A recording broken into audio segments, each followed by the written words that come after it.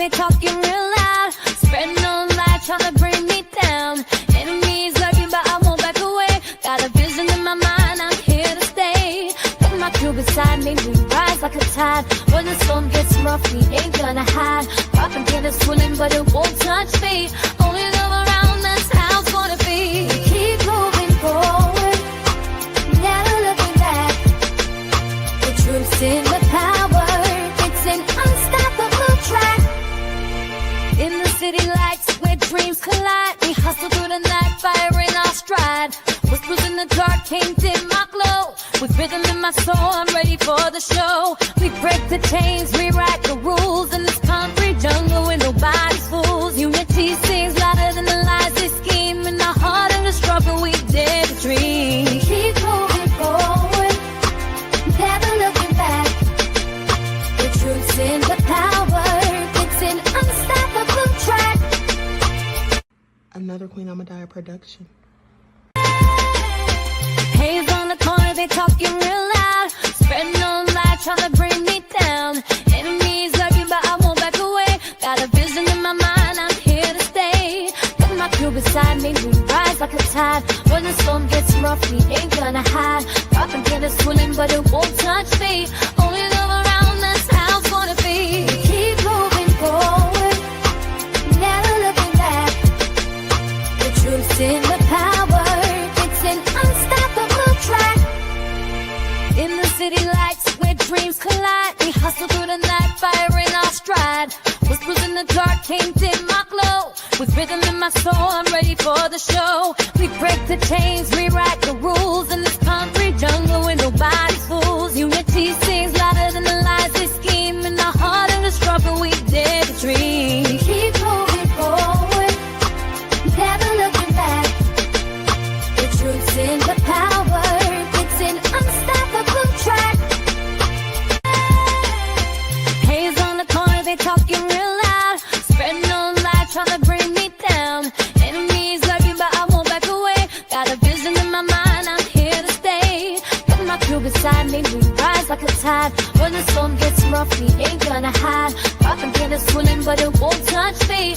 Only love around, that's how it's gonna be. Keep moving forward, never looking back. The truth's in the power, it's an unstoppable track. In the city lights where dreams. All right, hello everyone. Thanks for tuning back in once again to the original Queen Ahmadiyyah Shakur show. I'm your host, Queen Ahmadiyyah Shakur, and this is your Saturday vitamin. So as you're coming in, please feel free to go ahead and like and share the video, subscribe to the channel. Okay, double check to make sure you're still subscribed, especially if you have not been receiving notifications. And for those of you who can't find the links, they're always posted in the community tab, okay, on my channel and also on my X account. All right, so let's get into it. All right, hello, Deronda, Buckhorst DC, Fat Boo, We the People, Pensy Lola, Miss Sheila. All right, let's get into it. Everybody hit that like button. You all put some fire emojis in the chat for Gavin, who is here to answer some of our questions. Hey, Miss AP, Most Hated Bronze Flat Power God. Desmond's in the house. All right, let's get into it, Patrick. Okay, so that all being said, hey, Pensy Lola, and shout out to my moderators putting in work. Shout out to all of my loyal royals and everyone tuned into the Queen. Okay, so let's get it started. Don't forget to follow me, guys, on Instagram at Dr._A_Shakur, X at DGoddess27, and as per usual, if you don't like what the Queen is cooking, you already know what to do.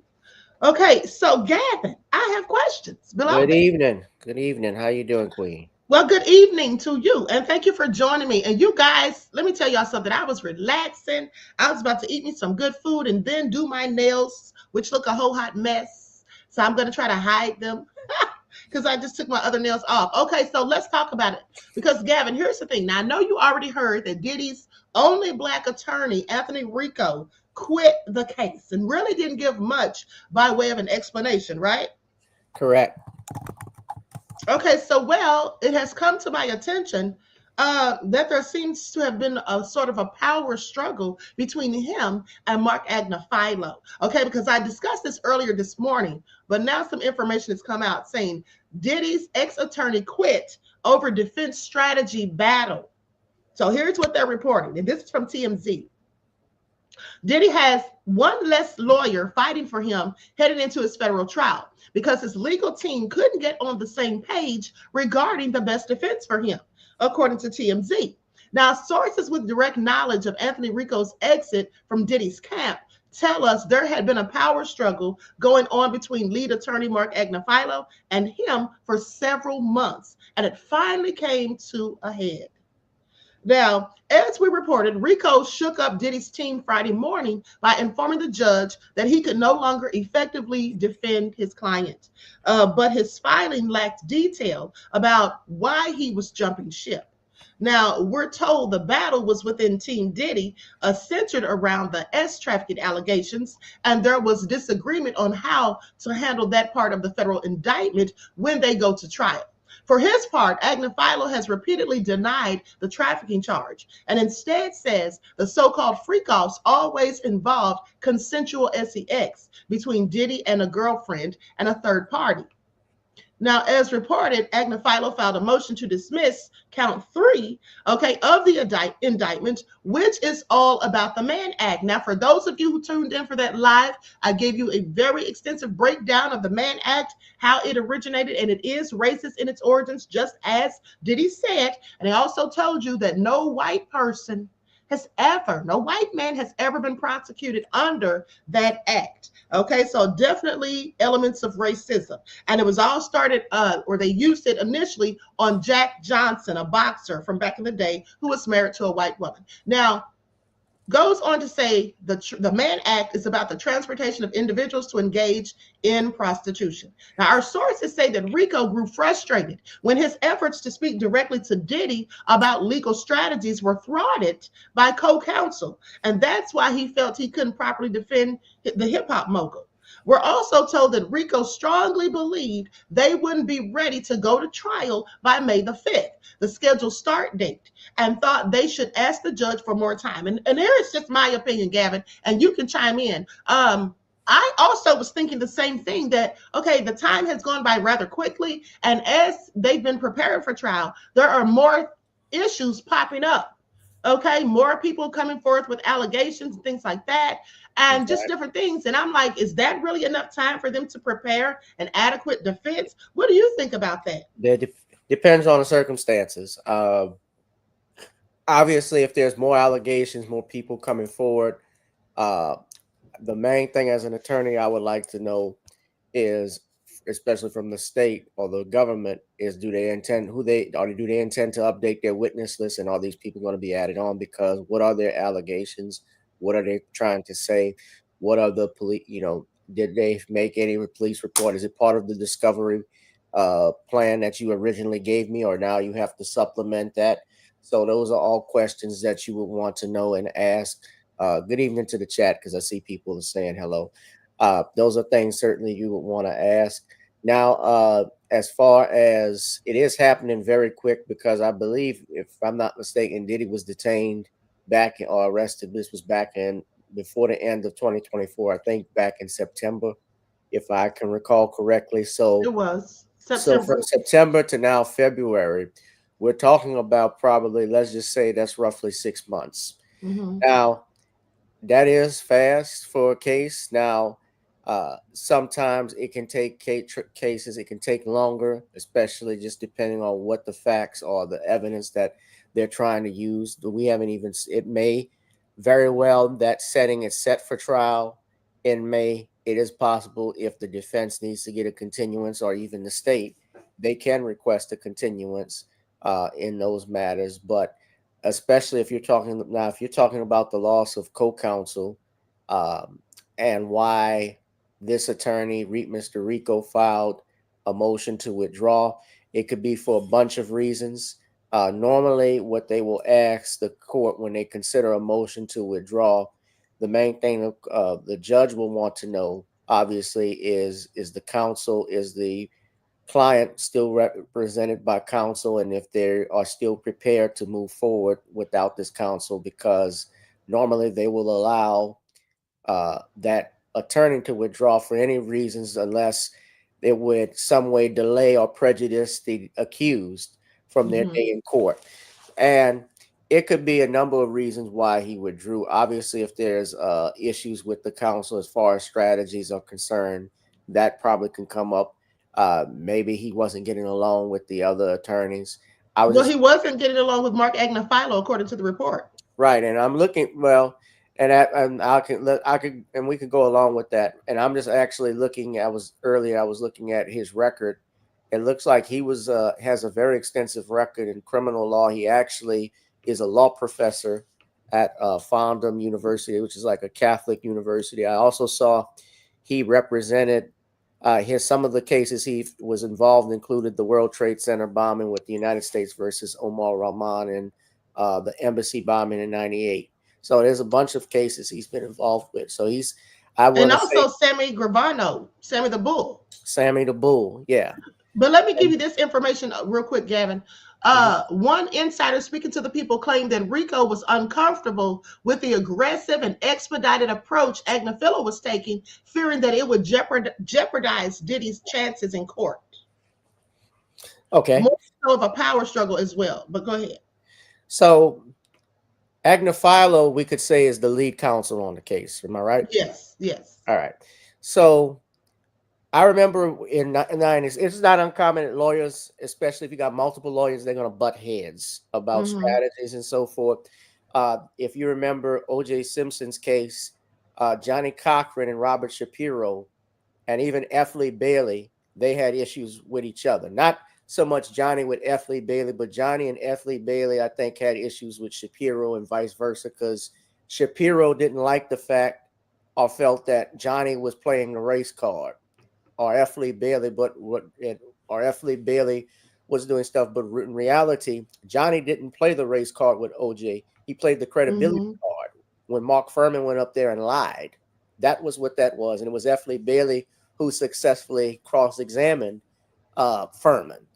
And so I say that I say that to say it's not uncommon that these attorneys will butt heads with each other. And it probably got to be so much that this attorney decided that it was his best interest that he just stepped down and not associated with it, especially if he wasn't going to be lead on the case and he was just sitting there to be co-counsel or observant. But keep in mind, though, even if they ask for a continuance, P. Diddy has been in jail since September. So you're talking about 6 months and he's not going to have a trial. Of course, he may want an expedited trial because under the law, you're entitled to a speedy trial under the 6 months. Well, they did initially ask for an expedited trial, which I thought was crazy, but I guess they were trying to just go ahead and give the prosecution less time to conduct the investigation. I don't know. But I believe they initially did ask for a quick trial. So they got what they asked for, it looks like. They did. But then now, if they're trying to add new evidence to all of this stuff, and keep in mind, some of this stuff was not brought before the grand jury. But now if you're talking about more people coming out with allegations and so forth, they may not be allowed to testify in court. Okay. That makes sense. Now, someone has a question. Gwendolyn asked you, Gavin, do you think that he wanted Diddy to take a deal? I don't know. I can't honestly say that because I can't honestly say he would, because Diddy has been adamant that he didn't want to take any through his attorney. He wasn't taking any deals. Yeah, he did. This is not the same. This is not the same as a settlement. This is actually saying how much time you're gonna get. Because if I take a plea deal, let's say they may say, well, you took this deal, we're going to offer you 15 years or something like that. Diddy is already 55 years old. So by the time he gets out of prison, if he were to take that, he'd be close to the 70s. So he probably didn't want to do that. I don't want to speculate and say, because I don't honestly know the answer, but I think really what it was, just from just sitting here listening to it, and the fact he didn't explicitly state the reasons why he was withdrawing, it seemed like he just had an issue with the other attorneys. And that can happen if you have multiple attorneys working on a case like this. Okay, so now let me continue on with the article from TMZ, because they go on to say that basically they said his strategies, or he grew frustrated with his efforts to speak directly to Diddy about legal strategies because they were thwarted by co-counsel, and that's why he felt he couldn't properly defend the hip-hop mogul. They say, we're also told Rico strongly believed he wouldn't be ready to go to trial May the 5th, the scheduled date, and thought they should ask the judge for more time. His co-counsel strongly disagreed, push came to shove, and Rico pieced out. Okay, that's what it says. Now, a source is connected to Diddy told us Rico's departure is much ado about nothing, saying lead defense attorneys Attny and Attny have been rock solid for almost a year now. We reach out to Diddy's reps for comment, but no word back. Attny made it clear that TMZ, the downfall of Diddy documentary, he wants to go to, or at the downfall to Diddy documentary, because remember, Mark Attny was in that video documentary by TMZ. Mm-hmm. He made it clear to them that he wants to go to trial as soon as possible. And in today's filing, Rico told the judge his departure would not delay Diddy's defense. Okay, so Attny said that he did in fact want to go to trial as quick as possible. But Gavin, I want to address something. Sure. I want to address some of the things you brought up about Mr. Anthony Rico. Mm-hmm. Okay. Because you talked about him being involved with the World Trade Center 9/11. And was Anthony Rico a defense attorney for Osama Bin Laden? Lawyer's career explored in the wake of recusal from Diddy's case. So on February the 20th of 2025, Anthony Rico announced that he was recusing himself from being one of Diddy's attorneys. The lawyer used a legal filing in New York, stating that he cannot continue to serve as counsel for Sean Diddy Combs. Now, Rico said he mentioned sufficient reasons behind his recusal in the application for withdrawal as counsel. Since the reasons are protected by attorney-client privilege, they won't be made public. That's another thing, because I actually had the petition that he turned in to the judge, the application basically asking to be recused from it. And he did cite attorney-client privilege as to why he wouldn't go further into detail. But additionally, they say Rico was part of the legal defense team in the United States versus Osama Bin Laden, wherein members of Al-Qaeda were charged for their association with the organization in 2001. The attorney's recusal from Diddy's case sparked a reaction among netizens, wherein they claimed that the rapper was finished if a lawyer on Osama Bin Laden's defense team didn't even want to fight his case anymore. Okay. Oh my gosh, the internet is so nefarious. Now, according to Anthony Rico's profile on the Fordham Law website, the attorney has 19 years of experience. He pursued a BA in political science from Delphi University, where he graduated in May of 1978, and then graduated from Northeastern University School of Law with a Juris Doctorate in May of 1981. That's interesting because he doesn't look that old. Now, Rico became an attorney in 1982 and has served on multiple high-profile cases in the span of his career. He was counsel on the United States v. Omar Rebel Rahman for the 1988 embassy bombing case, the World Trade bombing conspiracy case, People versus Michael Oliver, etc. He was also a counsel for Detective Gassard in Sorna, in the Sean Bell case. Really? I never knew that. Okay, and condolences and rest in peace to Sean Bell and his family, because I'll never get over that. Okay, now, apart from high-profile cases, Anthony Rico also worked on more than a dozen death-eligible cases before the New York State death penalty became unconstitutional in 2004. These cases included People versus Michael Ridden et al., wherein 6 men were charged with the double murder of 2 New York City undercover police officers in 2003. Another popular case Rico handled was People versus Corey Arthur, wherein the defendant was charged with murder in the first degree for the death of Jonathan Levin in 1998. Jonathan Levin was the son of Gerald Levin, the CEO of Time Warner during that timeline. So I'm sure that was a high-profile case. Now, while Rico fights cases, he also spends a considerable amount of time serving as a faculty. Since 2007, the attorney has served as faculty on the Brian B. Schmeckmeister Death Penalty College.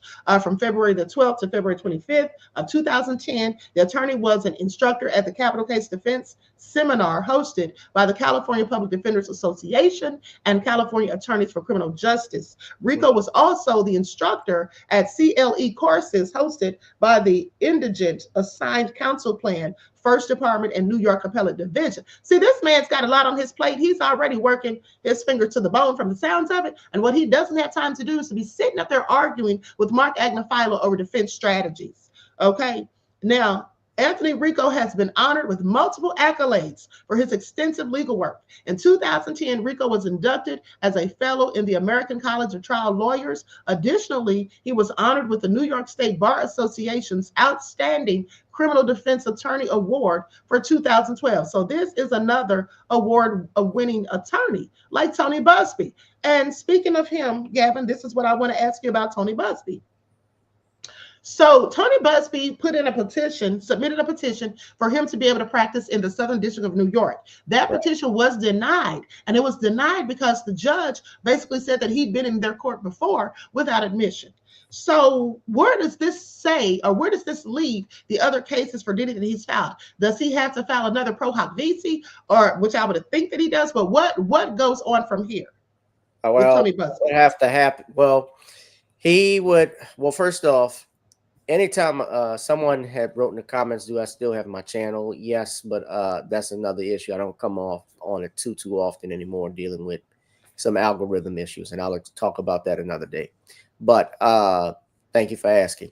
As far as Tony Busby is concerned, what attorneys do, especially if they're out of the state and they don't have a license to practice in a jurisdiction, they can either apply for admission into that, like in the federal court. If you're licensed in the federal court in another district and you want to get in another, you can apply for that, but you have to have someone vouch for you.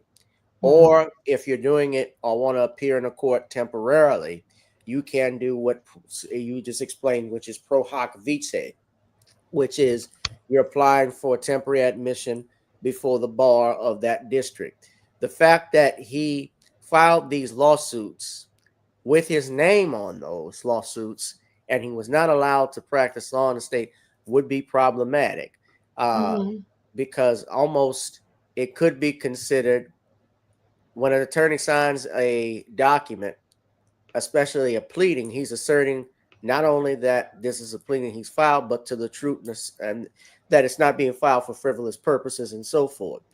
So it can be, if he's not licensed to practice in that district and he filed it in that, it could possibly put the case, I won't say that the cases can't be brought back or filed, but he would have to have an attorney in that district handle those cases. Otherwise, it wouldn't be valid from my standpoint. And just these are what these facts mean to me. But what he is accused of is, from what you told me, was that the reason his pro hoc vice was denied was because he came into the court originally under pretenses that he had been admitted previously and was not, and he was practicing law there. Okay, yeah, that would be problematic. And I'm sure the courts saw that and looking at it said, no, we're not going to do this. Nah, you got to get your butt out of here. So I think they're going to have to, what might likely happen, they get another New York lawyer that I'm sure he'll know that might take over the case, and they can attach their name to those pleadings or refile for those plaintiffs if those cases had been filed. So just a whole mess, basically, and inconveniencing the accusers, nonetheless, in my opinion. Okay, so with that all been said, but let's talk a little bit more about Anthony Rico. Okay. Because here's the thing, he had something to do with Sammy Gravano. Okay, mob turncoat Salvatore Sammy Bull Gravano must get a new lawyer to defend him on a murder rap in connection with the brutal slaying of an NYPD detective, a New Jersey judge ruled yesterday. Now, this is an old article from 2005. Now, defense lawyer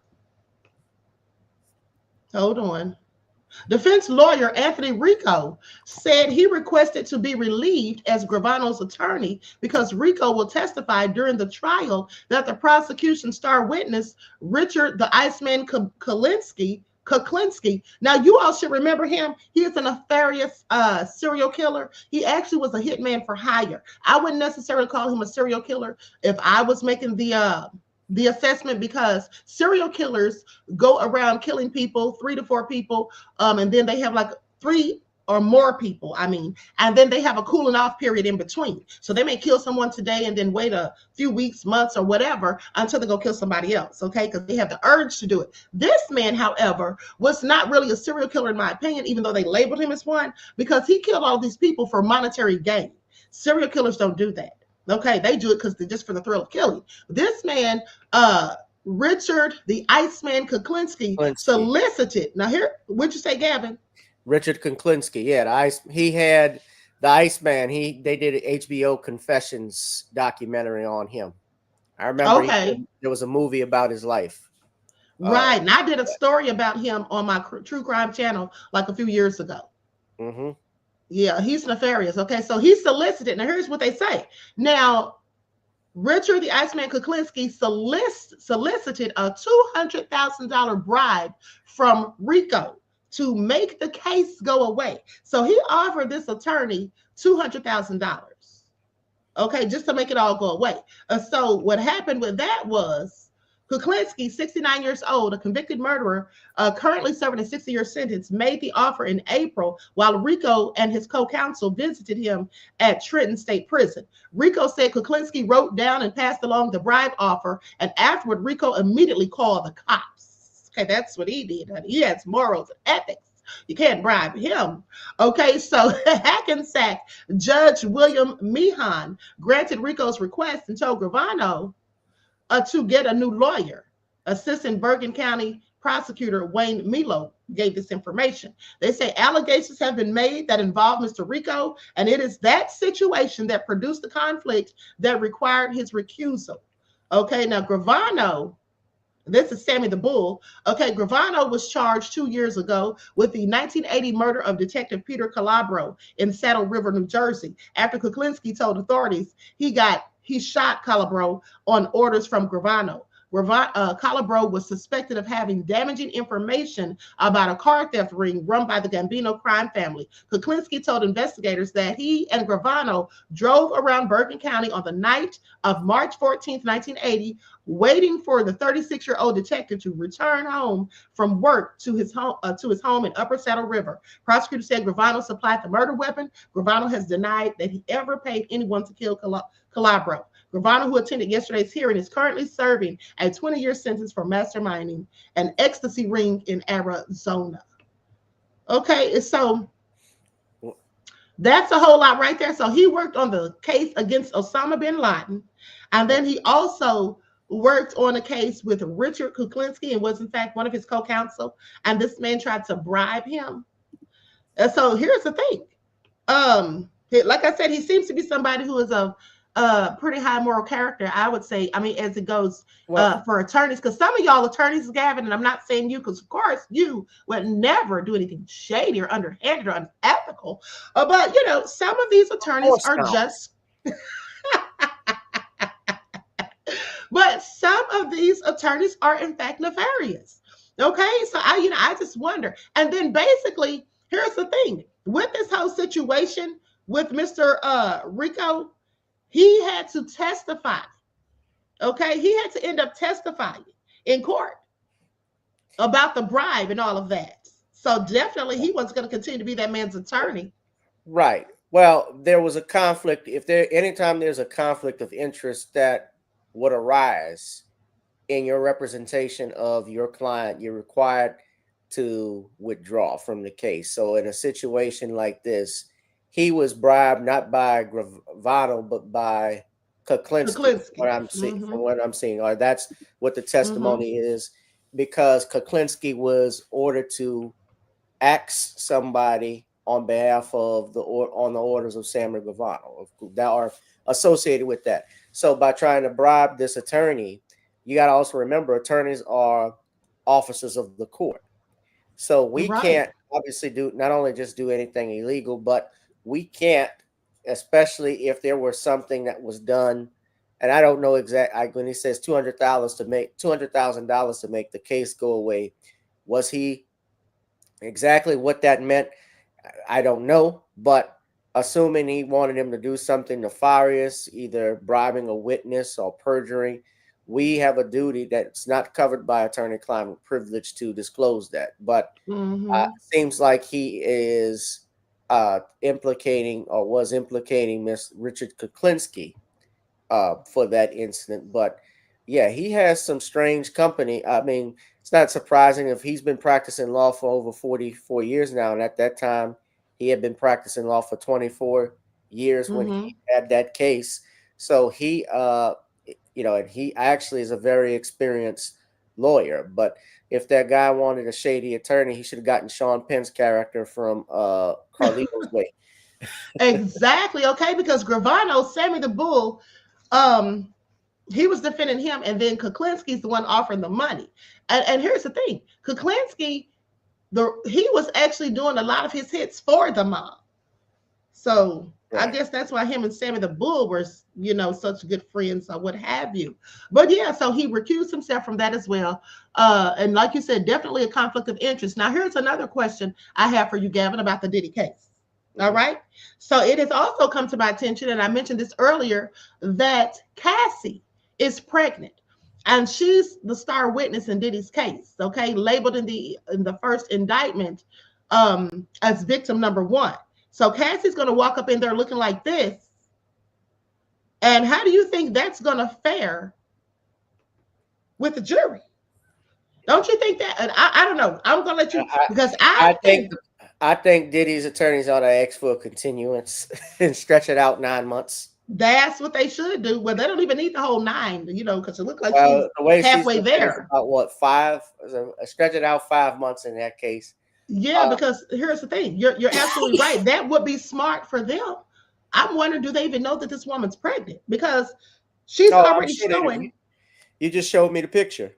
Yeah, she's already showing. Now, this isn't a picture of her current pregnancy. This is another pregnancy, but she's already showing a little bit because she posted pictures of her baby bump on her social media the other day.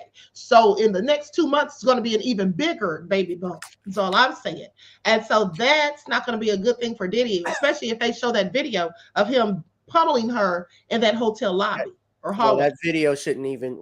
That's another thing. Why that video probably should not come in. It definitely should. That's prejudice. The jury will be. And they're going to have to, as the defense attorneys, when they go through voir dire, ask the jury these questions about that video. Can you be fair and prejudiced, even though you saw what happened in the video? Because Diddy is not on trial. That's a state. What he did on that video, yes, was a crime. That was a battery, and that was a assault.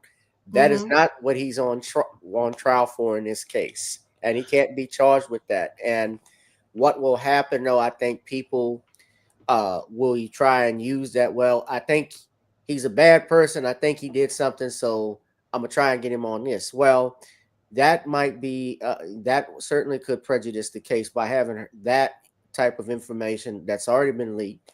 And then with her being pregnant, I would have to continue the case. Now, I would also say this, what is she going to be testifying exactly to? Or what is it if she's the state star witness? Because then the defense attorneys also get the right to cross-examine her and ask her, well, what was your relationship with Diddy? You said you saw this stuff going on, ma'am. Is that correct? Yes, but you were in a relationship for 10 years. That's right.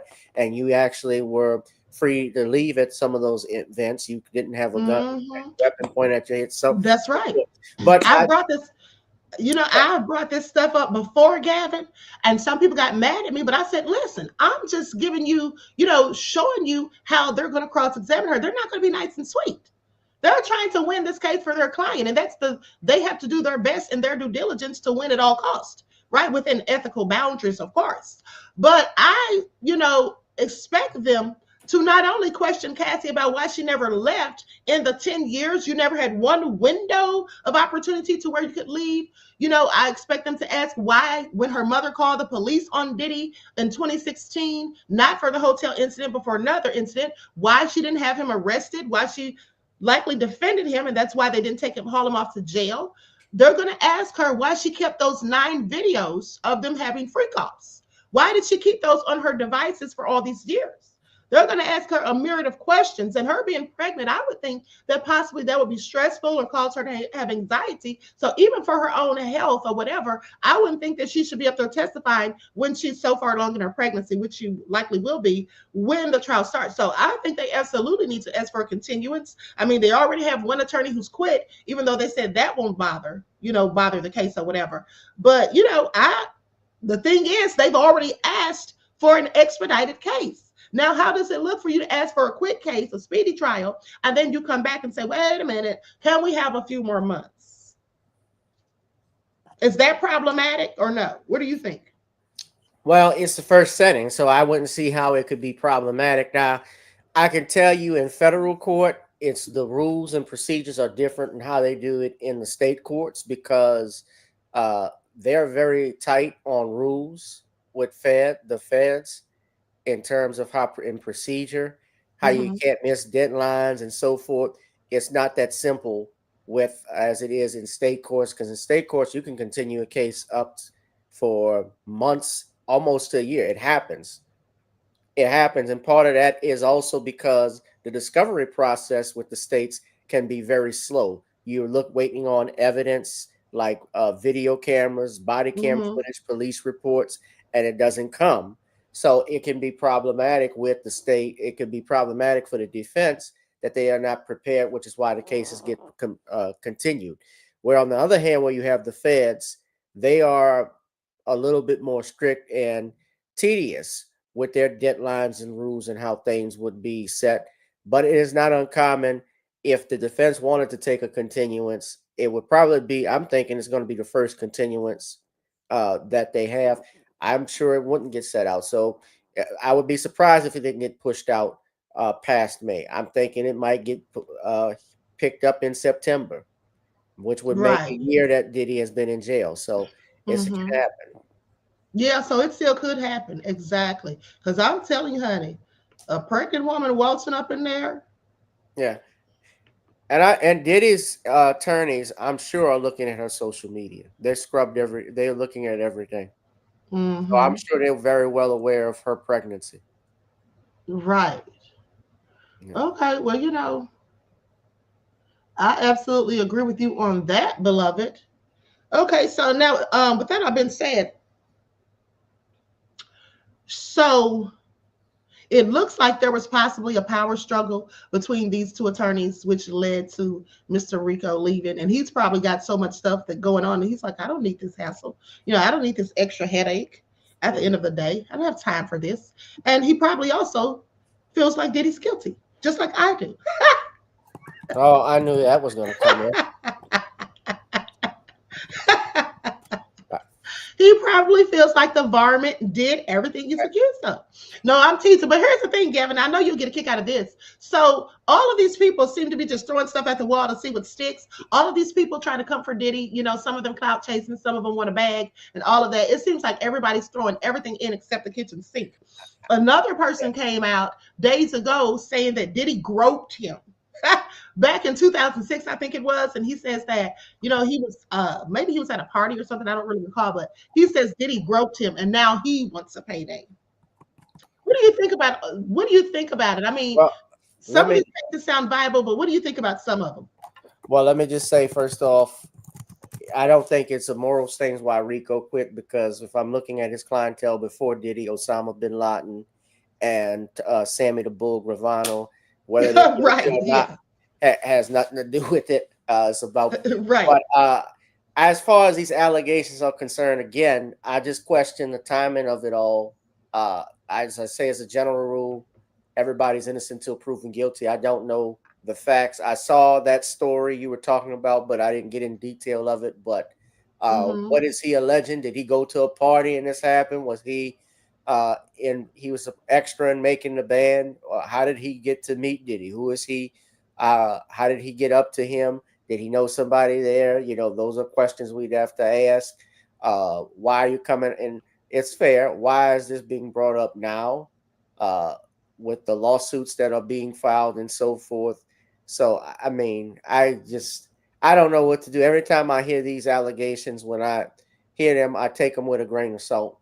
Because while can it be true that some of the stuff they're saying happened? Yeah, but do I think that a grown man who's in his 20s or 30s would let another man just touch him and there not be any repercussions? Right. Like you're not gonna pick or anything. Like, Come on. now with Teddy, now what happened with Terry Crews? Now that was just, he just wanted to stay in Hollywood.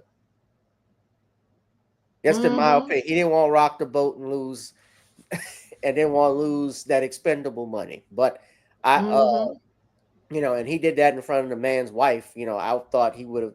You know, Terry Crews is a big dude, so yeah. But no, but in something like this with P. Diddy, you know, if he had done something like that, and I don't know too much of the facts of the case, I just can't see there not being something dealt with then. Right now, and we're talking about this. What? Let me ask you this: what year did he say this happened? I'm sorry. Say that again, Gavin. When did he say this happened? I think he said 2006, if I'm not mistaken. I want to say 2006. So we're talking over 20 years ago. Right. Almost 20 years ago. Yeah. Right. So yeah, definitely sounds sketchy. Let me have a brief word from our sponsor at 12 Tribes before we continue. And then I have a couple more questions, Gavin. Then I'll let you go. Do not buy 12 Tribes on Earth hair growth oil and hair magic elixir unless you want super healthy, gorgeous hair that grows. They have a whole line of amazing hair growth products, including hair growth leave-in conditioner spray, hair growth shampoo, hair growth spray, and hair growth butter. I'm starting to sense a theme here. They include quality natural ingredients. They smell amazing, and you can see the results for yourself. So if you're looking for healthy hair growth for your natural or relaxed hair, try 12 Tribes on Earth today.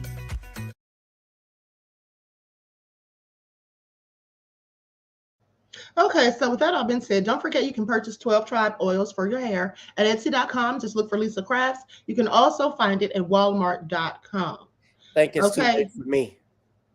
Yeah, you need it a long time ago, okay? All right, Gavin. So, and here's the thing, Gavin, what does it say to you about Tony Busby? The fact that he didn't get permission, that he failed to ask permission to practice in the Southern District of New York before he started filing all these cases. Don't you think that's kind of asinine? Ambulance chaser? Yeah, that's what that's given to me too. And I am so annoyed at this point because I thought more of him. Okay, this is just so ridiculous. And now I really this leads me to think now that Jay-Z has some validity to his claims. You know, Jay-Z's suing for extortion, blackmail, and defamation. Okay, so what do you think about that? But let me say this first. Now, in California, they have something called, I think it's the law of legal litigation provision or something like that, if I'm not mistaken. And I mentioned this days ago, where you can't really just sue the lawyer for defamation when they're just trying to defend their client or what have you. Well, normally you can't, but remember this. Remember what happened with Bill Cosby when his lawyers were going on TV. His lawyer I think it was Marty Singer, defended him against Janice Dickerson. And she actually filed a defamation lawsuit against him and won. She sure did. I forgot about that because didn't he call her a liar? He essentially said it was lies. Yeah, he said she is a damn liar. Well, yeah, I don't want to get sued, but yeah, I would say she doesn't tell the. Let's just as she takes artistic interpretation, as she said on the witness stand. Okay, meaning that some of the stuff she said in her book was false. Meaning that some of the stuff she put in her book was lies, allegedly. Okay. Allegedly, Janice Dickerson, but you know what you said. Okay, so here's the thing. It says California's litigation privilege protects lawyers and other parties involved in legal proceedings for defamation from defamation lawsuits. This privilege is defined in California Civil Code Section 47B. It protects communications made during judicial or quasi-judicial proceedings, including trials, mediation, and settlement conferences. Okay, then it says it applies to statements made by judges, attorneys, parties, witnesses, and jurors. It protects communications made in preparation for litigation. It protects communications made in connection with litigation from most tort claims. So Bill Cosby's attorney absolutely was sued, and that's how you know that they absolutely had it all in for Mr. Cosby, because that's not even supposed to go down like that, according to their own laws. Mm-hmm. So, I guess we'll have to see how that all. Go ahead. I'm sorry. That was a shock to a lot of the attorney. Like I talked to Tom Meserable. Yes, he's Tom Miserable. Tom Mesereau, excuse me, about Mm-hmm. that. And yeah, we were shocked as well. I was shocked that they could do that and a court would actually grant that.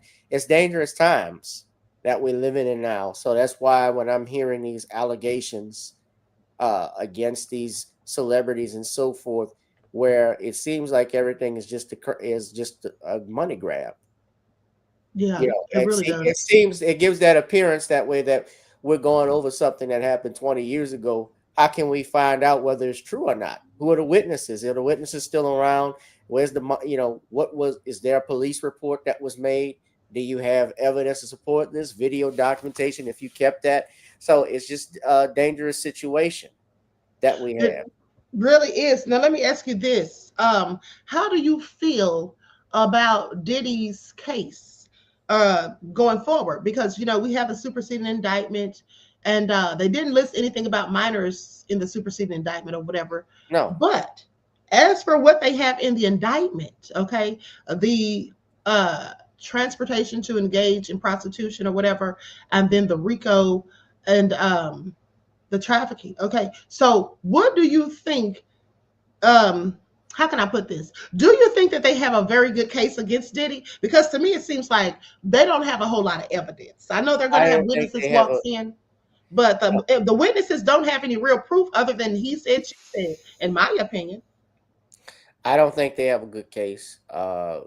Just from Mm-hmm. what I've seen in the indictment, and you read it carefully with no emotions aside, it's a very thin. Uh, it's very thin in terms of the allegations. I don't think that Diddy. I'm not going to say it's not about whether I think he's an angel or saint. I don't, but I don't think what the state is doing. They're not God either, and certainly they're not all loving and honest with some of these things. I believe there is obviously political in my opinion, there are political and financial gains with this stuff with these celebrities because now when a Mm-hmm. celebrity, Political motivations. well, political motivations, but also monetary motivations, celebrities, uh, popularity now that can come out from this stuff because you get a celebrity in prison, you can have all of these documentaries like we're seeing that are coming out from different networks. Like NBC has a downfall of Diddy, so did TMZ, or no, Mm-hmm. NBC had the making of the bad boy or something like that. And Mm-hmm. I saw his lawyers are suing NBC. So it's and if they did with other celebrities, Michael Jackson, so forth and so on. So when I see it, Mm-hmm. it just seems like it seems like it's just a big money train that they're trying to run. And I think that now, do I think he's going to get a fair shot in a New York trial with the jury? That remains to be seen, just based off what I've seen in recent history. When these allegations come up against these celebrities, it's like once you get accused of something, don't matter whether you actually did it or not. Just the accusation is enough to find you guilty. Mm-hmm. So I don't. It's dangerous times. It is dangerous times. And then we have Trump in office doing all kinds of crazy ass stuff, sitting up here uh getting rid of top officials in the military. This is absolutely asinine. What is wrong with him, Gavin? Give me answers. We've been knowing what's wrong with him. I mean, I can say this, whether you love him or hate him, I can say this much. As soon as he came into office, he started doing exactly what he wanted to do. Just like Governor Landry here in Louisiana, he Uh-huh. immediately started to make the reforms and changes that he wanted, and he's picking and putting in the people who supported him and getting rid of those people who didn't or criticized him. Uh, you know, Wow. Wow. so now Okay. Yeah, and I'm seeing that now. There's some stuff he has done I don't like. Obviously, there's some things he's supported I do like that I think Hmm. are good. I think the JFK releasing the JFK files, the RFK and the MLK files are good. Yeah. But I will say this to you about Hmm. JFK. Did you see when the that congresswoman who came out and said there were, from the documents we read, there were at least 2 shooters? No, I did not see that. She was And one of the yeah, she was one of the, I guess, invested. She's, I guess, on that team that is opening the case files well, I'll because, say this. Oh, go ahead. I'm sorry. well, what he did with his executive orders is that the executive orders allow the government to set up a plan in which they are to release the documents. Hmm. So they've set them up, but they haven't. And that JFK files are supposed to be released after they do that plan. Then I think they got to come up with another plan, from what I'm read, in which to release the files. And the JFK files are going to be released before the MLK and RFK files. Someone said he was shot from his right by way of shotguns. No, Kennedy, he was actually shot from the sewer by a rifle. He was shot from, there were at least, from the research that I've seen from different people, they had at least a 4-man hit team that was out there. They also had another 4-man hit team that were there as backup shooters, which is why if you go and look at the pictures and so forth, and you can find them online, there's actual pictures of a bullet hole in the ground. There's bullet holes in the limo. There's also a bullet hole in the grass, as well as the windshield. There was a bullet that hit the lamppost, which is why in the Zapruder film, if you watch it, there's a little girl running next to the car on a sidewalk. As she turns, it's because the shot came from the Daltex building. This is all nefarious. And Right. William Cooper said years ago, before he died or was murdered by the Arizona police, may he rest in peace, but he said that even the limo driver, he said that the limo driver shot Kennedy also. Well, that's not likely.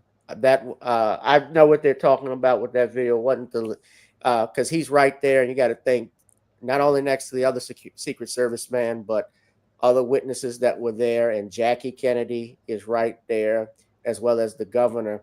The shots that killed killed Kennedy came from the Daltex. The Daltex building is where he got shot in the back.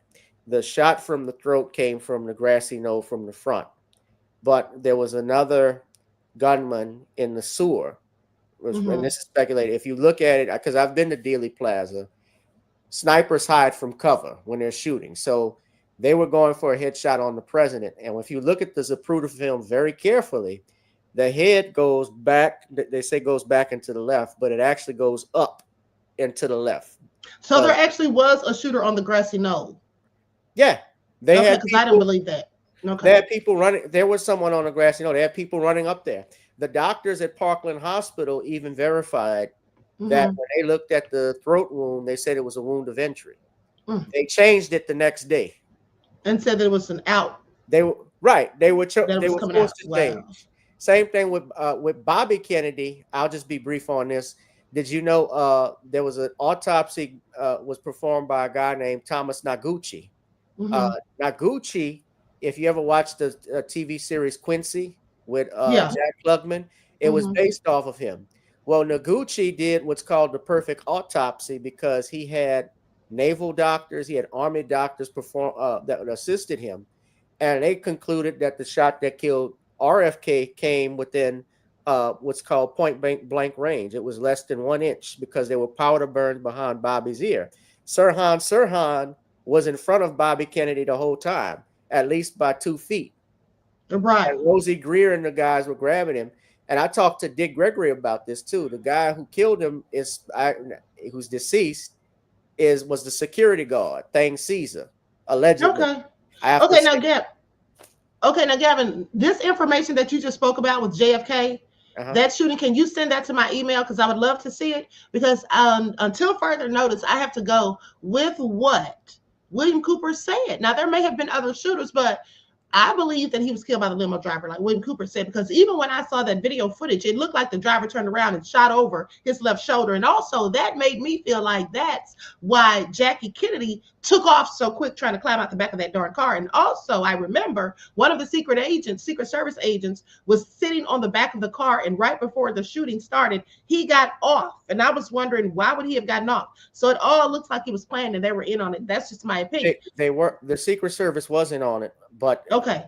But it wasn't that Secret Service agent. If you look at it, what you saw was, and this is another thing, because they say even the Zapruder film was edited. Mm-hmm. The limo driver hit the brakes when the shots were going on. In other words, he wasn't when you hear gunfire, it's time to run. You're running or you step on the gas. Yeah. What he did, because they were going for a headshot on the president, and the witnesses all said this, the car slowed down and broke. And even if you look at the Zapruder film, it comes to almost a halt. So he actually stopped.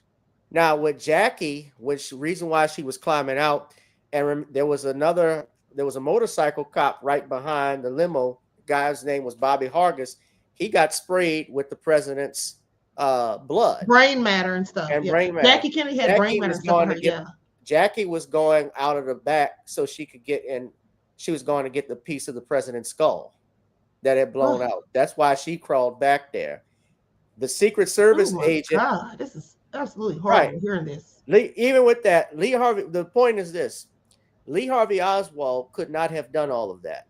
No, I never believed that he did it. Lee Harvey Oswald, the parade route was changed at the last minute. That wasn't so he couldn't have had prior knowledge. Okay, now Adrian says there is video of the driver shooting the fatal shot. Yeah, that's the video I saw. So this video you're talking about, Gavin, please send me that information.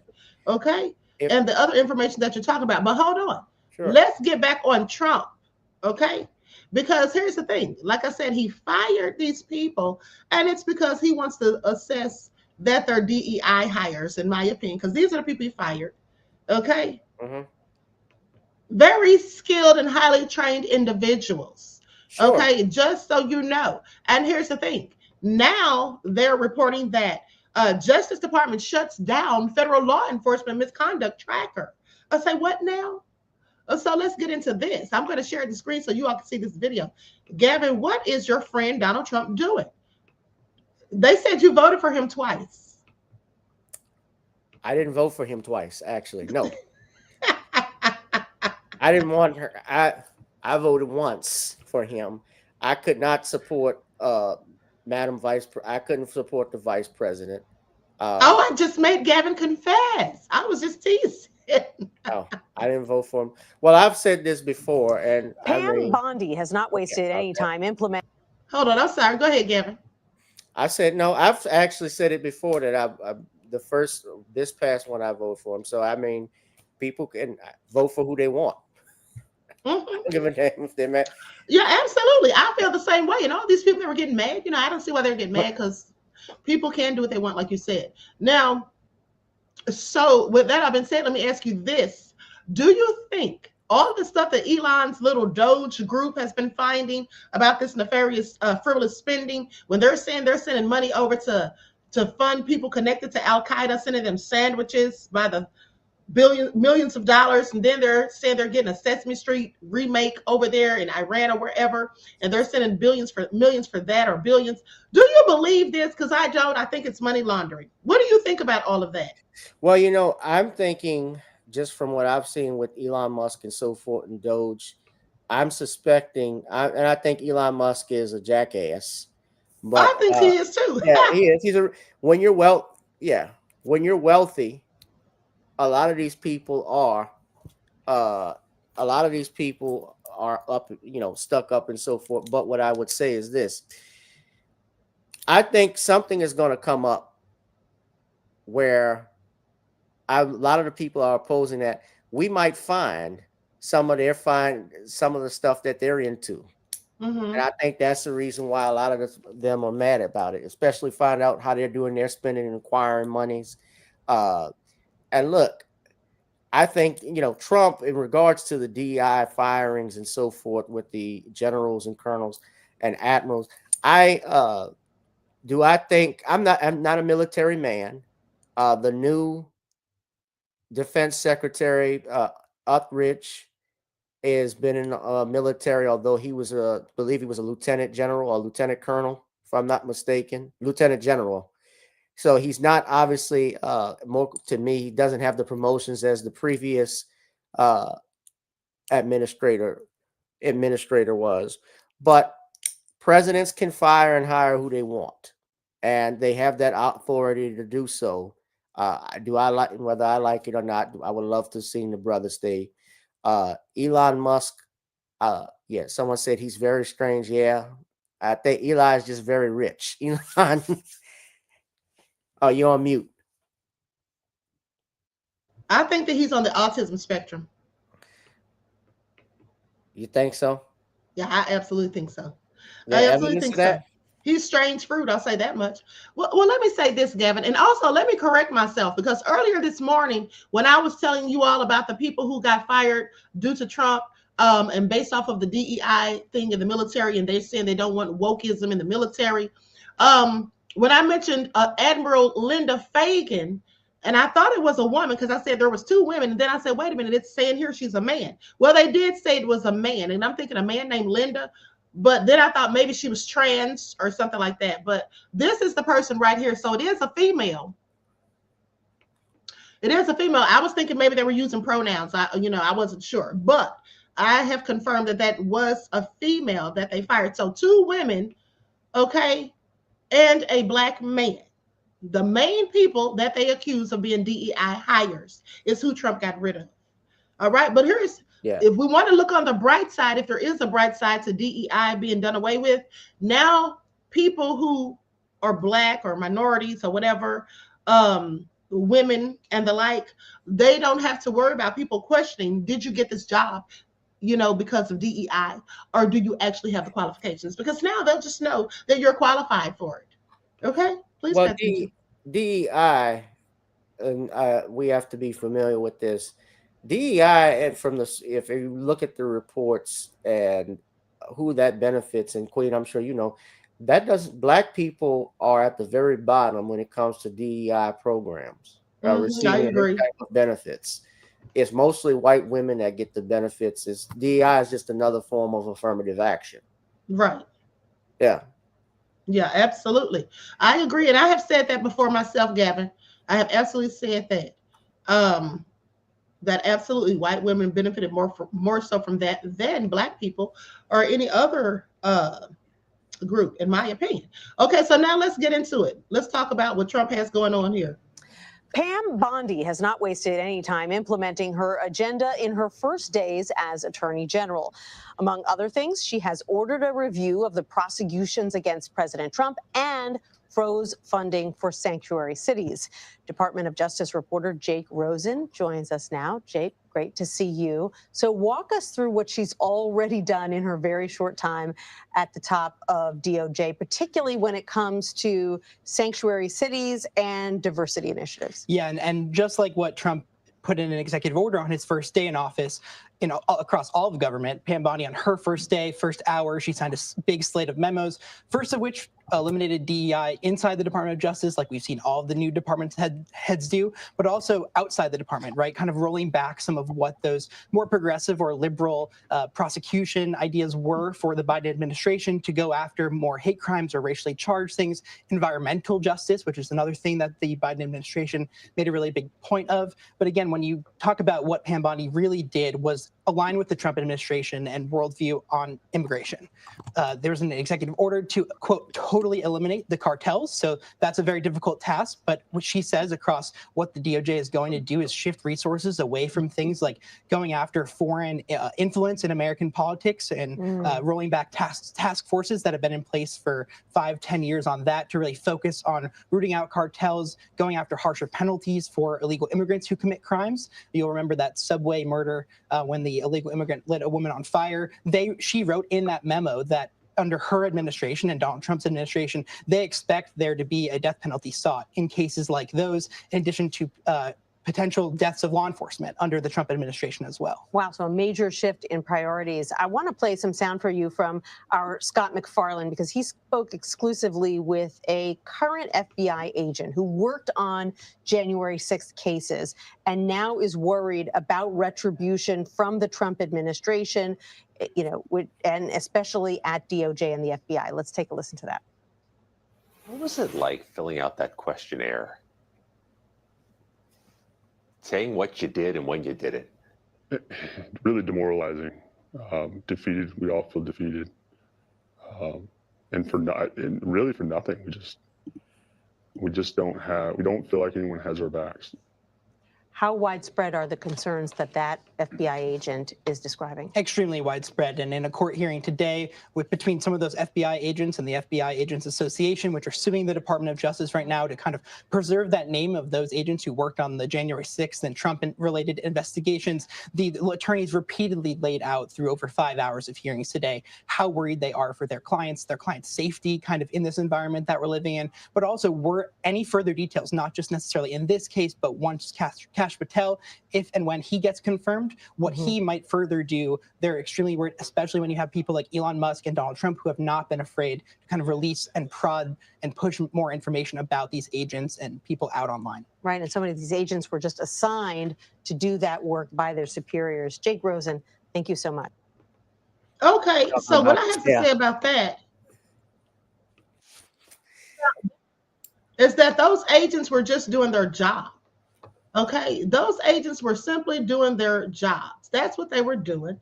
And for Trump to be possibly firing them because of it, it's just asinine to me. The people who caused the insurrection and raided the Capitol January the 6th, those people are domestic terrorists and they need to be in prison, not pardoned. Okay, now Gavin, give me your thoughts on that after I read this comment. Well, they broke the law, and they actually did get prosecuted. In part, but he then ended up pardoning him. He did what I thought he was going to do. And my take on it, essentially with Trump, he is looking out for the base and the people who have supported him. That doesn't surprise me that he did that. And I just want you to notice something, though. And Judge Joe Brown and I talked about this. You see how the difference, though, when we tried to ask for stuff, or when a few years ago when President Obama was in office, and it was always, well, he can't do all of this, he's not doing this, all of that. And then you see Trump in office and just his first, and it's not even been 100 days, and he's signing all of these executive orders, moving this forth and that forth and doing what he wants. Power does what it wants.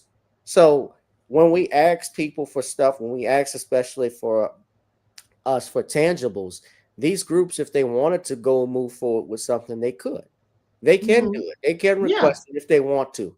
So, I mean, him firing the FBI agents and so forth, I would say, yes, it's certainly a vendetta of sorts. Well, it's not of sorts. It is a vendetta against people he feels that have gone against him. He's just gotten rid of them. Now, can he technically do that? Yes, because with the administration that comes in, just like in any other government position, when there's been a change in power office, they can replace it with the people that they want. They can hire the people they want. Yes, they can do that.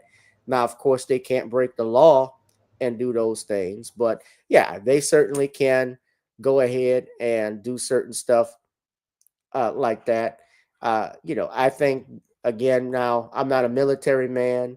I know we had the brother who was, like I said, the head of the Joint Chiefs that they got rid of. I wish he could have stayed a little longer. I mean, he seemed like he was very competent, but can they but like I said, it doesn't surprise me that he replaced him. Now, I don't think Heschep is as qualified as this man was, but nevertheless, yeah, it doesn't surprise me that he did that. So you're on mute. Fair enough. Okay. Now let me read this comment. Who's talking says Elon builds rockets for NASA. So I don't believe he's on the spectrum, and I don't think he is a donkey. But either so for people to keep downplaying him, how smart he is wild to me. I'm just saying. Well, he may be smart.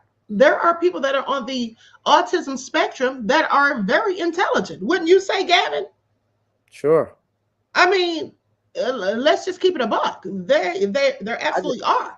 And I'm sorry, go ahead. I just think he's a spoiled brat. Well, that too, clearly that too. Clearly that too. And I also think he's the Antichrist. As I've told you all a myriad of times, and I'm not even joking, I literally believe it. So that all being said, listen, what we can say at the very least is that he's socially awkward. Okay, at the very least, he is socially awkward. Okay, the rolling of the eyes, the awkward Nazi salute, okay, that they claim wasn't, okay, and just, you know, the way he speaks publicly, he's not very well spoken. And when he is speaking, he does not sound intelligent one bit. Okay, that's a fact. So, and you all should know that because I've played a couple of videos of him speaking during interviews, specifically the one that he held in the Oval Office, which I still have questions as to why he held it in the Oval Office. Okay, but anyway, I digress. So anyway, but let's talk about it. Let's get back to Trump, okay? Because here's the thing. So they're talking about how the Justice Department shuts down the federal law enforcement tracker. Okay, the Department of Justice eliminated its national database that tracked misconduct incidents among federal law enforcement officers. They say agencies can no longer query or add data to the National Law Enforcement Accountability Database. The Justice Department posted this in an online statement, confirming that it is being decommissioned as a result of an order signed by yours truly, President Nefarious Trump. Okay, on his first day in office, and that rescinded 78 Biden-era executive actions. Now, the website where the database existed is now a dead link. All right, the police misconduct database was operational for a little over a year. Having launched in December of 2023, it was not public. Instead, law enforcement agencies could privately search for information on whether a new hire or officer within their ranks had a documented history of abuse or of violating department policies or law. For example, racial bias or excessive use of force. This is what Trump is out here doing with his low down self. Now, it was conceived in an attempt to reduce the problem of so-called wandering officers, instances where police who were forced out of their jobs because of substantiated misconduct simply found new jobs at different agencies that would otherwise have no way of knowing their history and the potential risk of arming them with a badge and a gun. And in the case of that would speak to those officers who just, those corrections officers who just killed that man, Robert Brooks, okay, a month or so ago, all right, while he was an inmate. They beat him to death. 13 of them, those officers, at least 3 or 4 of them, had other previous charges, not charges, but they had other previous misconduct allegations, and in fact, had lawsuits filed. Okay, so this is all information that wouldn't follow them if they went to another police department. And this also brings to mind the officer who murdered Tamir Rice on the playground for a toy gun, how he got fired and just went on to another agency or another department. Okay, so anyway, it goes on to say the idea of a federal police misconduct database was proposed by the first Trump administration in an executive order called Safe Policing for Safe Communities on June the 16th of 2020. However, efforts to establish one did not begin until Executive Order 14074, signed on May the 25th of 2022 by then President Joe Biden, marking 2 years since George Floyd's killing by a Minneapolis officer. The Biden order was among those rescinded by Mr. Trump on January the 20th. They say it's reckless and harmful. It's a reckless and harmful decision and a major step backward for transparency and public safety. This is what Shireen Baines, non-resident senior fellow at the Brookings Institution, who led the development of Biden's executive order establishing the database in the first place, in his role as deputy director of the White House Domestic Policy Council, where he served until 2023. Saying, why would you shut this down? This helps no one except bad officers, bad actors who had no business wearing a badge, okay, in the first place. Now, all 90 executive agencies with law enforcement officers were required to report misconduct incidents related to their nearly 150,000 federal police nationwide. During its brief time in operation, an additional 4 departments also voluntarily submitted officer records. Now, the president only has the authority to require federal agencies to participate. However, the NLEAD was designed with the potential to incorporate state, local, and tribal police departments as well, and offering them a series of grants as incentives to opt in. According to Baines, the Biden administration built the database in direct consultation with policing agencies, as well as civil rights groups and academics, and specifically included due process protections for individual officers, giving them the ability to challenge the inclusion of any potential mistaken information. They say this really makes cops' jobs harder. This is what Baines says of the shutdown. The International Association of Chiefs of Police appeared to agree with him. Okay, they say our members saw real value in the NLEAD database, which is why we worked with both the Trump and Biden administrations on conceptualizing and bringing the database to life. IACP President Ken Walker told CBS this information in a statement, saying, when hiring a law enforcement officer, leaders want to have as much information and context about candidates as possible, while ensuring that each candidate's due process is also being respected. And now, in 2020, a team of researchers from Duke University and Chicago Law School studied data on all 98,000 law enforcement officers at nearly 500 police agencies in the state of Florida, and found that officers with a history of substantiated misconduct were more likely than both officers hired as rookies and those hired as veterans who have never been fired to be fired from their job or their next job, or to receive a complaint for a moral character violation. Okay, in its first annual report published last December, the Bureau of Justice Statistics, through the NLEAD database, identified 4,790 misconduct incidents between 2018 and 2023. And among those, nearly 1,500 federal officers were either suspended, fired, or resigned while under investigation for serious misconduct, and more than 300 officers were actually convicted of crimes. Now, Gavin, what do you have to say about all this? Well, look, first off, I actually have to run in a minute. I still a little bit longer, but as far as it goes, well, let me just say this: the database, what you're talking about, I'll be brief. What we're talking about, and you gave the example of the brother that was killed. You muted, Queen. You said something. Oh, she's on the phone. All right. So I was listening to what she was stating with regards to the database. Let me just say, regards to the Robert Brooks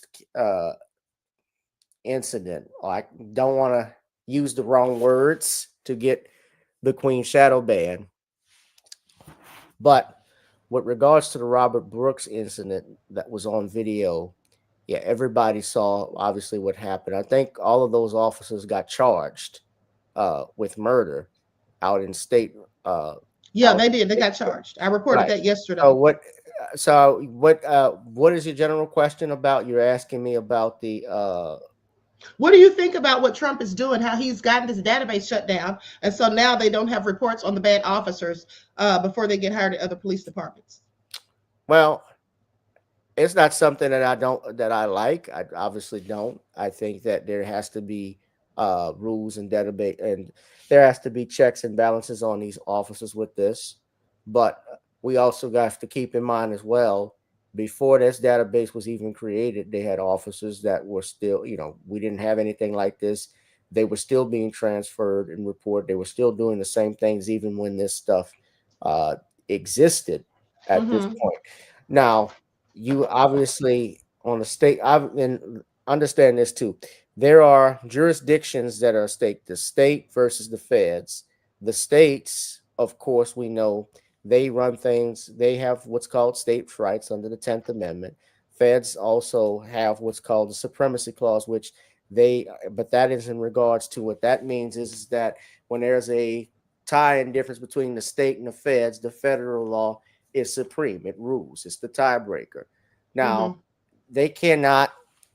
That does not mean that that officer necessarily, because that officer necessarily will get another job or anything like that. It can still happen. They can still I'm sure they're going to be prosecuted in the state, and they probably will be prosecuted even on federal charges, because what happened to Robert Brooks was also a civil rights violation. Mm-hmm. Now, what Trump is doing, like I said again, he's doing the same things that he's doing exactly what I said, which is he is putting in what best benefits him and his base, which is what he's trying to do, what he is doing. Now, I thought when he came in office in 2016, and they talked to him about the shooting of the brother out in Oklahoma, I can't think of the gentleman's name. I thought he had proposed, or if I'm not mistaken, there was an idea he had talked about when he was campaigning that he was going to put a database in place. Well, they just said that it was first proposed. It was first proposed by Trump. Yeah. But now he's Biden's the one who put it in. Yeah. But I mean, yeah, that's the thing. Okay. So he first puts it in. Now he removes it. Yeah. I think that. Well, he didn't put it in. Biden put it in 2022. Well, but Trump's the one who initially proposed it. Right. So why now? Do you think, I'm wondering if Elon's not in his ear, because, you know, they did say that Elon was telling him something to do to the Africans. Hold on, I need to look that up, but keep going. Well, lead manager said, why is it so hard for grown dudes to give straight answers? I gave a straight answer. Maybe you need to listen carefully to what I just said. Maybe I'm not answering the question you want or the way you want it, but I gave an answer, and I said before from the beginning, he's doing what he wants. I don't have to like it. I don't like it, what it is. But at the same time, the bottom line, when you're the president of the United States and you have power, you can do whatever you want in regards to how you run your administration. Mm-hmm. It's hard. You sound feminine. Okay. Hold on. Who's saying that? Who's saying that? Lead manager. Hold on. I would challenge you to say that. Lead manager, I'm going to put you in a timeout. I'm going to put you in a timeout, beloved. Don't come in here being disrespectful to any of my guests, okay? One more, and then you'll be banned. Continue. No, I didn't want him to be banned or anything like that. No, I didn't ban him, but he's in timeout regardless. Continue. No, it said banned and their comics were removed. That's why I was looking. No, he's not banned. He's in timeout. But keep talking. Yeah. I gave I'm giving the answers and explaining them how I am. Now, if you feel I'm going around with it, then you can leave. But I'm giving it straightforward. He's doing what he wants. I said I didn't like it. We have the duty, especially as citizens, to hold our elected officials accountable, regardless if they're Republican or Democrat. I'm actually independent with regards to how I vote and what I look at.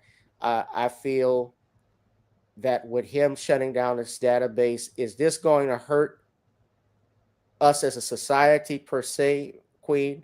I don't think it's necessarily going to hurt us either way, because we've been catching hell even without that before it came into place. So when Biden was president, you had this database here for 4 years, and now after 4 years, Trump is removing it. Now, I actually saw, you mentioned Elon Musk, and I'm glad you brought that up. I had read that Elon Musk and Trump were having some type of falling out from what reports I had seen. Well, now, you know what? That's not a shock. I already said that was going to happen. Right. They had a falling out. Now, maybe they did. Maybe they are back together and so forth. But I'm listening to this stuff, listening to what's going on. I feel like Trump, again, he's trying to cater to this base. I'm not in favor of what he's doing, necessarily everything he's doing. I'm not, but this stuff doesn't surprise me. Right, it doesn't surprise me either. Okay, so let's just talk about this, because here's the thing. I believe that Elon's the one who put Trump up to it to say that they're not going to, help the South Africans or whatever. They're going to cut off supplies to them or whatever if they don't give back those people their land. And these are people who took the land from them in the first place, people who don't look like them. Because here's the thing, this is what Elon Musk is quoted as saying: white South Africans are being persecuted for their race in their home country. Well, it's not their home country. Europe is their home country, but let me continue. Okay. Also, white South Africans are one of the few population groups that are fiscally positive when immigrating to Europe. We should allow more immigration of white South Africans. Okay. The Danish man Musk was responding to at 3:36 a.m. is a transparently racist poster who has written that non-Western immigration to Northern European countries is morally indefensible. They say South African President Cyril Ramaphosa did recently sign a controversial law that expands the state's ability to expropriate land, in some cases without providing compensation. By the law, which was signed by a democratically elected government and is motivated by a desire to address several severe injustices imposed on Black people by past regimes, is not what Trump and Musk are making it out to be. President Ramaphosa wrote on social media that the law is not a confiscation instrument, but a constitutionally mandated legal process that ensures public access to land in an equitable and just manner as guided by the Constitution. Okay, so Elon's sitting up here, this is what he's doing. He's sitting up here trying to act like they're just doing the white people over there so dirty, taking their land, trying to confiscate it. But at the end of the day, the bottom line is they took that land in the first place. So, and now he's saying that they're taking the land without giving the compensation. So let me get this straight. You know, like Julius Malema said, okay, a couple of years ago, he said, basically, he gave an example of basically somebody coming and stealing your car. And then you come back to take your car from them, but they want you to pay them for the car that you're taking back that never belonged to them in the first place. That's how asinine Elon Musk sounds, okay? Mm-hmm. He sounds ridiculous. He sounds ridiculous. But Gavin, let me bring this up before you go, because I know you got to run and I'm about to close out in a second. Was Donald Trump a Russian spy in 1997? Bizarre allegations by ex-KGB officer will surprise you. Gavin, do you have any knowledge of this? I have no knowledge of that. Oh, really? This is all so nefarious. Well, let's talk about it. Because in what sounds like the plot, now mind you, I didn't have any knowledge of this either, but my mother told me this earlier today, and I'm like, what? I said, I wish you'd have told me this earlier so I could have talked about it this morning. Okay, so in what sounds like the plot of a Cold War thriller, a former KGB officer has dropped a bombshell claim saying that Donald Trump was allegedly recruited as a Russian spy in 1987. Is that why he loves Putin? Well, let me continue. And given the code name Krasnov. Yes, you read that right. The former U.S. president, known for his bold tweets and unconventional diplomacy, is now being accused of being a Soviet asset. Well, it looks like he's still one. That's why him and Putin get along. Now, this jaw-dropping allegation, now I'm not saying this is true, mind you, because I have no idea. This jaw-dropping allegation comes from Al-Nur Musayev, a former Kazakh intelligence chief who served in the KGB's 6th Directorate in Moscow. Okay, Musayev insists that recruiting Western businessmen was a top priority for Soviet intelligence, and Trump was apparently high on their wish list. Ooh, this is all nefarious, Gavin. This is all nefarious if true. Okay, and this is what it says in a post that he posted on X. It says, in 1987, I worked in the 6th Department of the KGB of the USSR in Moscow. The most important area of work of the 6th Department was the acquisition of spies and sources of information from among businessmen of capitalist countries. Okay, so clearly saying that Trump had something to do with all this.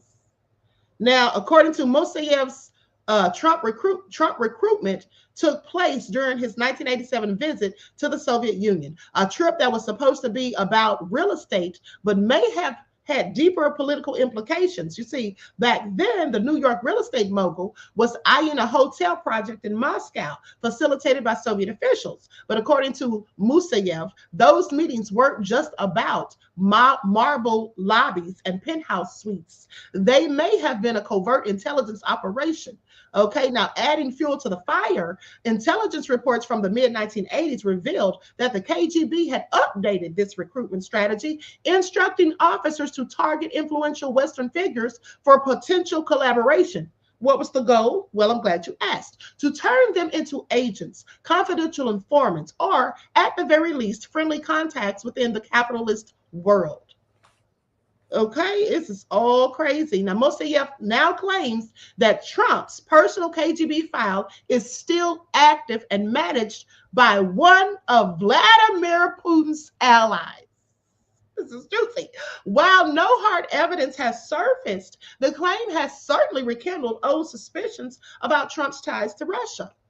Well, what do you say about this? Unsurprisingly, Trump has vehemently denied any involvement with Russian intelligence. Over the years, he has dismissed accusations of collusion with Putin as ridiculous and fake news. However, some U.S. officials, especially those who served in his administration, have openly wondered about his unusual deference to the Russian president. Now, Attny Scaramucci, Trump's briefly tenured White House communications director, has fanned the flames of speculation once again, speaking on the Rest is Politics podcast. Now, Scaramucci claimed that Trump's strange admiration for Putin puzzled even his closest advisors, saying there is a mysterious hold on the president. This is what Scaramucci says, suggesting that the top officials like H.R. McMaster, James Mattis, and John Kelly, all of whom served in Trump's administration, struggle to explain his consistent soft spot for the Kremlin,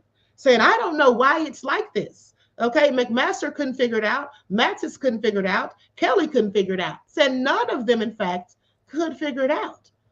Okay, so then they say, to add another twist to this already bizarre story, French magazine Le Point recently reported that Trump may be planning to attend a military parade in Moscow, a celebration marking the 80th anniversary of victory in the Great Patriotic War, Russia's term for World War II's Eastern Front. Okay, Trump quickly shut down the report, telling reporters at the White House, no, I'm not. But the mere suggestion that he would take part in a major Russian military event has only intensified the whispers about his links to Moscow. So was Trump truly recruited by the KGB? Is there a dusty file somewhere in Moscow labeled Krasnov, aka Donald J. Trump, detailing his supposed years of service? Or is this just another Cold War era conspiracy that has taken on a life all its own? For now, the former president remains a real estate mogul turned politician with a penchant for headline-grabbing moments. Whether he was ever more than that remains a mystery, or one that, if true, would be one of the most bizarre espionage stories in modern history. Now, what do you have to say about all that, Gavin? Because that's a whole lot. That is a whole lot. From what you said, like I said again, I am done. Yeah, I highly doubt it. I don't think that. I mean, at that time, he was a private individual. Could he have been there? He had access, obviously, to Russia and so forth, flying back and forth. So the allegations are is that he's a Russian mole, like the movie Salt. I don't have too much information about it to comment which way or the other, but just from what I've gathered and so forth and listening to what they've said now, he has obviously a close relationship with Putin, but I can tell you no president, I don't believe, would openly participate. At least I have not seen in my lifetime or heard of a president openly participating in another foreign nation's military, either their strategy or their drills or anything like that. That would be, I believe, a violation of federal law for them to do such a thing. Yeah, but Trump's not a regular president, and Trump doesn't give a damn about federal law or any other law. Trump does whatever the hell he wants. Let's not forget. Yes, but to listen to what you're saying, a military drill or the military processing. That has not been done even when he was in office in 2016. And Well, I'm not saying he was going to do it. I'm not saying he's going to do it. I'm just saying that I wouldn't put anything past him. That's all I'm saying. But well, since Trump is not a normal human, okay, fair enough. But I think he's not all true. I mean, he doesn't care. I mean, he doesn't care which way, how he go. Yeah, how people perceive him and so forth. Yeah, that's true. I agree with that whole point. But I just don't. Just because you've given me this information very quickly, I don't know about that. Did someone say, well, he did just fire the military people? Yes, he did fire major military people, which is true. That is also his right. He also did declare, I did see that he has those Black History Month, and he's supposed to be doing monuments of great Americans with Black icons too. So yeah, I've seen that.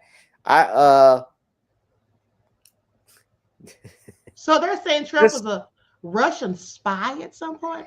But you're saying, but he may not be a normal president, but you're trying to say the man is James Bond. Johnny Dangerously. That he's Angelina Jolie, not Angelina Jolie's character, but her co-star, Liev Schreiber's character, the Russian mole that infiltrated the Secret Service. I'm a conspiracy theorist to an extent, but damn, come on now. I just some stuff. I am so done, honey. Yeah. Trump, I don't put anything past you, you varmints. Okay, Trump and Diddy are both nefarious varmints as far as I'm concerned. Sure. Okay, now I don't think Trump was I don't think he was a Russian spy. I don't know where this guy's getting that from, but if he was, I would like to see the documentation. Krasnov. Shall we call him President Krasnov from now on? I have several questions. Now, Gavin, let me ask you this too. So you said that you heard Trump and Elon had gotten into it. Now, where did you hear this from? Because I wouldn't be surprised if they did, because to me, you know, Trump likes power and authority. He likes people kissing his ring and licking his boots. But Elon seems like he's trying to take over. Like he's the president. There was an article I can't remember exactly. I might have been on CNN. I can't remember the news site, but I saw supposedly there was a fallout between the two that was shared. I read about it. If I can find it, I would send it to you. But yeah, I don't remember the exact source of it, but I did read it somewhere. So I can't. I can't. Well, unfortunately, I can't name it just yet. But yeah. Okay. Well, I'll tell you what. You know, they say that Elon has a whole lot of power. You know, he has a whole lot of power. I mean, in Trump's administration, which I feel like he's overstepping his boundaries to a degree. Yeah. And the fact that he held that meeting, that interview in the Oval Office is just absolutely, and brought his son, who had the nerve to tell Trump to hush your mouth. You're not the president. You need to go away. Sounds like that little boy heard Elon or somebody else saying that. Sounds like that's what that's all about. I don't know. Hey, I don't want to just speculate. Well, actually, I do, but, but I just can't repeat what they hear. Sure. Yeah, they do that. But no, I got to get ready to go somewhere. But, okay, I'm about to conclude anyway. Thank you for showing up. TC Dan says, I want to give him a chance, but he's doing way too many things that I cannot align with right now. I'm sorry. Honey, don't be sorry, because he's doing a whole lot of things that I can't align with either, beloved. Okay? Songwriter Son says, Elon Musk needs to go back to Africa. That's what he needs to do, because if he's worried about those people losing their land over there that they stole in the first place, he needs to go there and try to help them. Okay? That's what he needs to do. Don't try to punish the South Africans for doing what they're supposed to do in their own due diligence of confiscating land that was theirs in the first place. Well, Elon Musk is from apartheid, so. Exactly. Okay. So that all been said. April says, Yup, Queen. Elon talking about Trump, LOL. I think he was. Okay, so listen, I hope you guys enjoyed this live. I hope you got some of your questions answered from the information that Gavin gave us. Thank you, Gavin, our go-to legal expert, okay, for joining us today. And everyone, please like and share this video. Subscribe to the channel if you haven't done so already. Double check to make sure you're still subscribed, especially if you have not been receiving notifications. People get unsubscribed every day on a regular basis, unfortunately. Okay, so enjoy the rest of your strong end, not the weekend, leaving you in a weakened state of mind. And I love you all to life. And thank you again, Gavin. Okay, do you want to promote your book or anything before you roll out, beloved? Yes, just go ahead and please follow me on Rumble at Random Topics. Also, you can subscribe to our YouTube channel, GBoo2786, and my book, The Commonwealth of Pennsylvania versus William H. Cosby, that's available on Amazon Kindle. Please order there. All right. So with that all been said, me and Gavin are out of here. I hope you all enjoy the rest of this beautiful night. Each one teach one. That's how we grow and thrive. Do something productive, constructive, but never destructive. And always remember, beloveds, to keep the Most High first in your lives. Peace.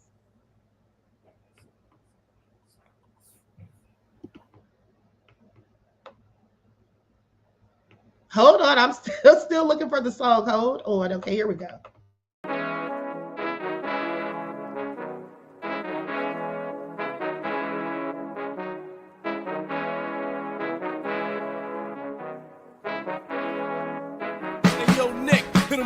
Gold all in my skin, God all in my blood, kings all in my circle. You touch one of mine and you're done. They show no love for the queen. Why you hating on me? Is it cause I'm free and I got Malcolm X in my jeans? I got dreams like King Luther, shed blood like Kunta. You ain't helping my people, I ain't got nothing to say to ya. I want all the smoke like hookah. Talking reparations, America won't be great until they give us compensation. I'm like, I'm the hottest right now. See a bunch of lames out here trying to jock on my style. They be doing too much. I'm the queen, it's too easy. It's like they all at Popeyes, how they be talking so greasy. I just sit back and laugh while these haters get madder. So nefarious how they don't want my pockets with cheddar. I tell them they can do better. These snakes in the grass can leave a bite on your ass, cause y'all be trusting too fast. I got my foot on the gas, other one on they necks. Dropping receipts on haters, you better show some respect. I'm never facing regrets, we only facing the threats. Running through every challenge like a relay, break no sweat. It's a cold game, so I got that blanket with me. Now that my people awaken, ain't no going to sleep. I do not play by my piece, this time I'm playing for keeps. You talking slick, but when I see you like them ends, we gon' meet. And I got gold all in my skin, God all in my blood, kings all in my circle. You touch one of mine and you done. They show no love for the queen. Why they hating on me? Is it cause I'm free and I got Malcolm X in my jeans and I got gold all in my skin, God all in my blood, kings all in my circle. You touch one of mine and you done. They show no love for the queen. Why they hating on me? Is it cause I'm free and I got Malcolm X in my jeans and I got